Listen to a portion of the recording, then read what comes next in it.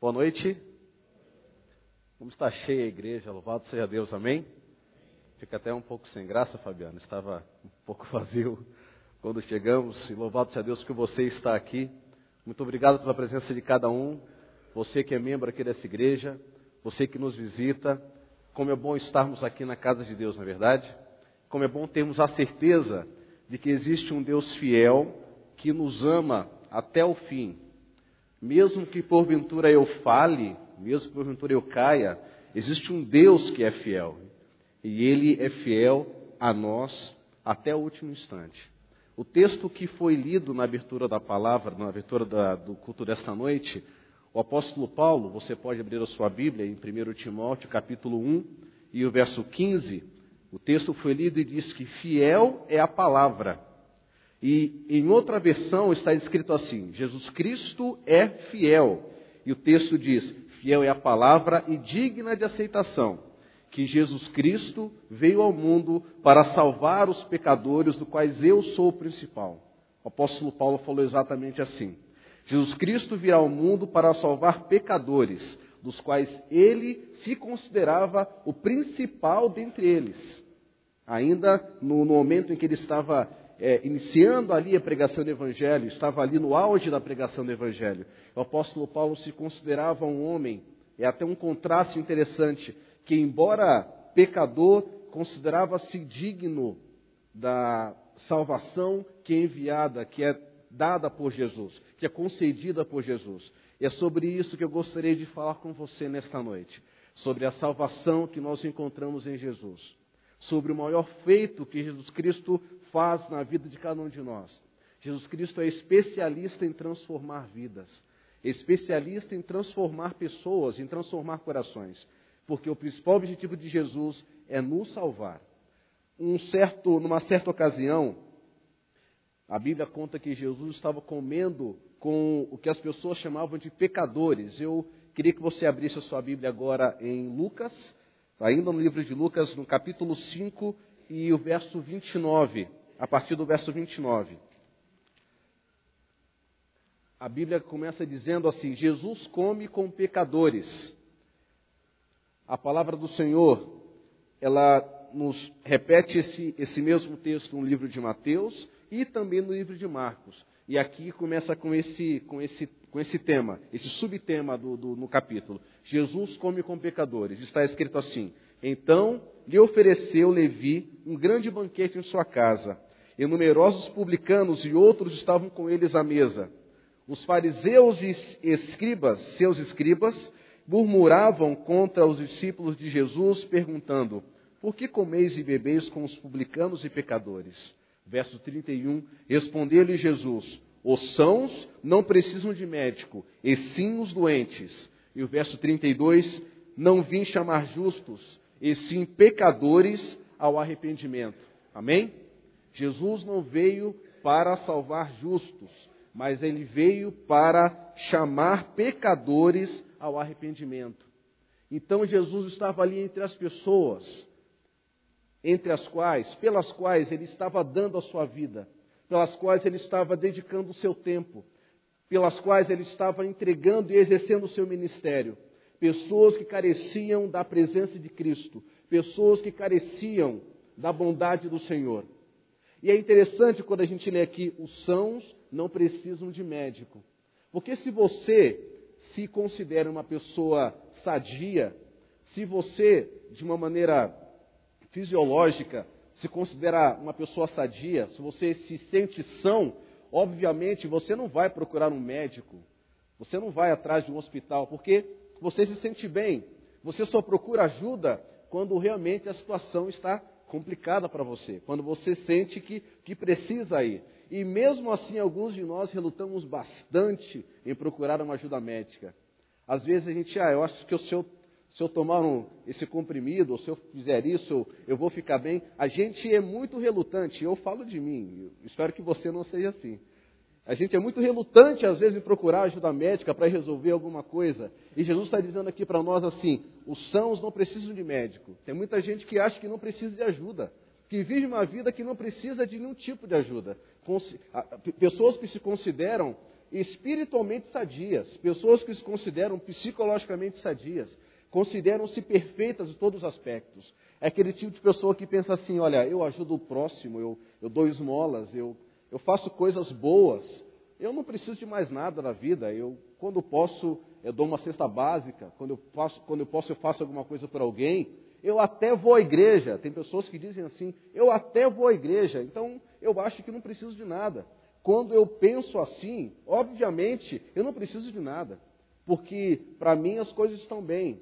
É como o Apocalipse fala, o João fala lá em Apocalipse, eu estou rico, abastado e de nada tenho falta. Quando eu penso assim, realmente não preciso de nada. Então não sinto a necessidade.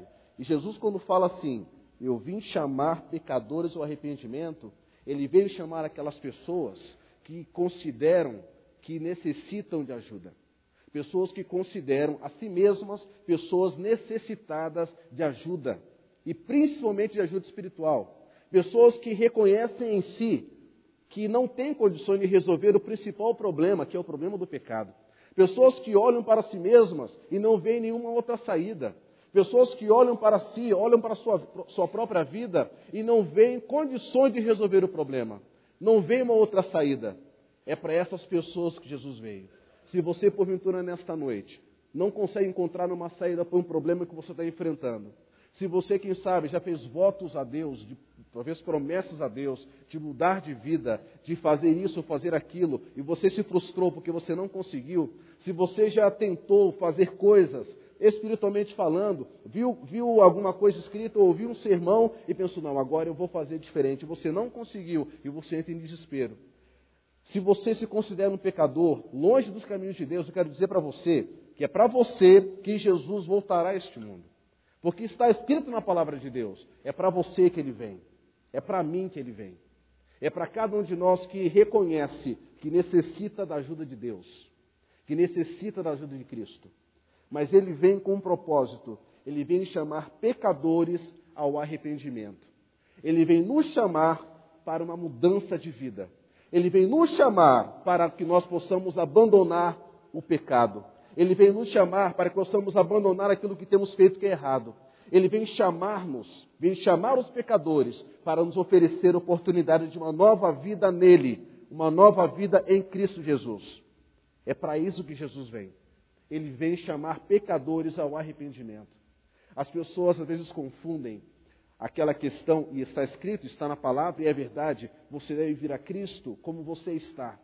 Não importa o que você tem feito até hoje, você vem como você está. Mas a mudança de vida ela ocorre à medida que você está na presença de Deus. À medida que você se aproxima de Cristo, a sua vida ela vai mudando, porque você vai sendo impressionado pela presença maravilhosa de Jesus. Eu quero dizer para você, amigo, quando estamos na presença de Deus, é impossível não mudar. É impossível não tomar uma decisão e seguir dos caminhos do Senhor. A decisão é minha. E eu volto aqui ao texto onde ele fala, ele veio chamar pecadores ao arrependimento. Jesus hoje nos chama, mas a decisão de aceitá-lo é minha. Ele chama o meu nome, ele chama você, ele conhece cada um de nós que estamos aqui. Ele nos chama para uma mudança de vida. Só que é minha a decisão de aceitá-lo ou não. A decisão sempre será minha.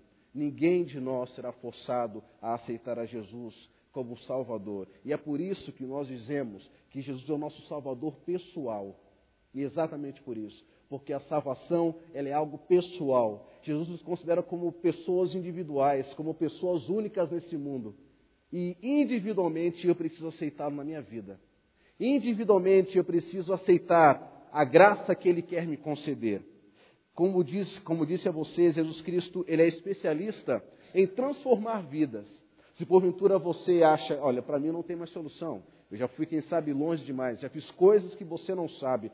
Jesus ele é especialista em transformar pessoas, em transformar situações. E situações que às vezes você não consegue ver uma saída. Por exemplo, há um texto na palavra de Deus que fala de uma mulher chamada Maria Madalena. E você pode abrir a sua Bíblia em Lucas capítulo 8, verso 11. E uma das histórias que cita Maria Madalena está aqui em Lucas capítulo 8, verso 11. E lá está dizendo o seguinte: os mesmos escribas e fariseus que aqui criticaram Jesus por estar comendo com os pecadores, com o objetivo de salvá-los, essas pessoas pegaram Maria Madalena, levaram até onde Jesus estava para colocar Jesus numa contradição. Como assim? Havia a lei de Moisés que dizia que se uma pessoa fosse pega em adultério, essa pessoa deveria ser apedrejada. Então, eles queriam cumprir essa lei, que era uma lei que foi dada e essa lei deveria ser cumprida. Se a pessoa tivesse sido pega em adultério, ela deveria ser apedrejada. E eles foram levar essa pessoa até Jesus. Por quê? Porque se Jesus dissesse assim, olha, você deve apedrejar essa pessoa, eles queriam colocar Jesus em contradição com o seu próprio ensinamento, que é de preservar a vida, que é de salvar a pessoa. E se porventura Jesus dissesse que não deveria apedrejar, Jesus estaria indo contra o ensinamento de Moisés. Eles queriam colocar Jesus numa contradição. Porque para esses judeus, para esses fariseus que estavam aqui, o mais importante, diferente do posicionamento de Cristo, não era a salvação de almas. O mais importante era a lei, o mais importante era o formalismo.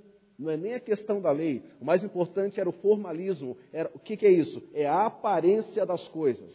Para eles o que mais importava era parecer cristão, parecer religioso, parecer alguma coisa para as pessoas. E era isso que eles estavam mais preocupados. E nessa situação, a resposta de Cristo para aqueles homens foi a seguinte, olha, aquele que não tiver pecado, pode atirar então a primeira pedra. Foi essa a resposta de Jesus. Aquele que porventura não tiver cometido pecado, atira a primeira pedra. E em seguida ele fala para a mulher, para Maria Madalena, onde estão os teus acusadores? Eles não estão mais aqui? E ele continua dizendo, vá e não peques mais. Em nenhum momento Jesus, ele fez pouco caso da situação de Maria Madalena. Em nenhum momento, como se diz no popular, ele passou a mão na cabeça de Maria Madalena, colocou panos quentes e fez de conta que nada aconteceu. Em nenhum momento isso está escrito na Bíblia. Ele falou para ela assim, vá e não peca mais. Seus pecados estão perdoados. Eu estou dando a você uma nova vida, uma nova oportunidade de vida. Vá e não peca mais. Não importa o que você fez até aqui, eu estou dando a você a oportunidade de começar de novo. E é isso que Jesus faz comigo hoje. E é isso que Ele faz conosco. Nos dá a oportunidade de começar tudo de novo. Não importa quem nos acusou, não importa aquilo que nós fizemos no passado, não importa aquilo que nós fizemos até esse presente momento, se nós aceitarmos agora Jesus como o nosso Salvador pessoal. Jesus, Ele quer salvar a cada um de nós. Ele quer nos oferecer a salvação. Mas a escolha ainda permanece comigo. Através do perdão, Jesus nos oferece uma oportunidade de recomeçarmos nossos trabalhos e retificarmos a nossa vida e consertarmos as coisas. Jesus, como estava dizendo a vocês no princípio, voltará muito em breve a este mundo. E o objetivo dele é salvar as pessoas, é salvar a cada um de nós. Porque o amor de Cristo é muito grande. E em João capítulo 3:16, nós já lemos aqui em outra oportunidade, é um texto conhecidíssimo, que fala que Jesus Cristo, Ele nos ama de forma tão intensa, o Deus Todo-Poderoso, nosso Pai, Ele nos ama de forma tão grande, tão maravilhosa, tão intensa, que Ele entregou Jesus Cristo para morrer por cada um de nós. E se nós acreditarmos no sacrifício de Jesus, nós não perderíamos a vida eterna. Nós ganharíamos a vida eterna em Jesus. Todo aquele que crê em Jesus, todo aquele que aceitar a Jesus como seu Salvador pessoal, tem a vida eterna. Está escrito na sua palavra. O objetivo de Jesus Cristo é salvar o ser humano. O objetivo de Jesus é conceder-nos a oportunidade de uma nova vida. Em Salmos capítulo 24, e a partir do verso 3, a Bíblia nos fala da característica das pessoas que vão morar na nova terra, a característica das pessoas que vão morar no céu. Qual é a característica dessas pessoas? O que essas pessoas elas têm em comum? Ou qual é a característica do caráter delas? Em Salmos capítulo 24, a partir do verso 3, a palavra do Senhor nos diz assim: quem subirá ao monte do Senhor? Quem há de permanecer no seu santo lugar? E no verso 4 ele continua dizendo: o que é limpo de mãos e puro de coração, que não entrega a sua alma à falsidade e nem jura dolosamente, esse obterá do Senhor a bênção e a justiça do Deus da sua salvação. Amém? Essas pessoas obterão do Senhor a bênção, e a bênção principal, que é a bênção de habitar eternamente com Deus, limpos de mão e puros de coração. Atitudes sinceras e corretas para com Deus e para com o nosso semelhante. Limpos de mão, pessoas sinceras, pessoas corretas, pessoas que fazem o que é certo porque é certo. Não porque querem parecer corretas, mas porque é certo. O Senhor nos chama a fazer aquilo que é correto perante Deus e perante os homens. Isso é ter as mãos limpas. E o Senhor também nos chama para que nós tenhamos um coração puro. E um coração puro são sentimentos e intenções guiados unicamente pelo poder de Deus, pelo poder do Espírito Santo. Mãos limpas e coração puro. É um presente que Deus há de nos conceder através da presença do Espírito Santo. Porque no momento em que nós tivermos nossas mãos limpas, tivemos uma atitude sincera e atos sinceros, atos corretos e verdadeiros, de acordo com a palavra de Deus, no momento em que nossas intenções e nossos sentimentos forem totalmente guiados pelo Espírito Santo, nesse momento, o Senhor, Ele nos concederá a sua bênção, é o que está escrito na palavra, e nós faremos parte do povo que habitará na santa cidade. É o convite que Jesus Cristo nos faz. Se porventura você tinha uma dúvida de como é que eu vou chegar um dia no céu, como é que eu vou ser salvo um dia, Salmos 24 dá a resposta: limpos de mão e puros de coração. Atos corretos, atos sinceros para com Deus e para com os homens, e sentimentos e intenções totalmente guiados por Deus. O que motiva você hoje? Quem é que guia os seus passos? Quem é que guia os seus objetivos? Qual é o seu grande objetivo de vida? Se Jesus Cristo estiver guiando a sua vida, seus sentimentos, o seu coração é puro, porque Jesus está no comando dele. Você faz aquilo que é correto, você faz aquilo que está na palavra de Deus, não para parecer para as pessoas que você faz, mas simplesmente porque é correto, porque Deus nos mandou executar aquilo que é correto.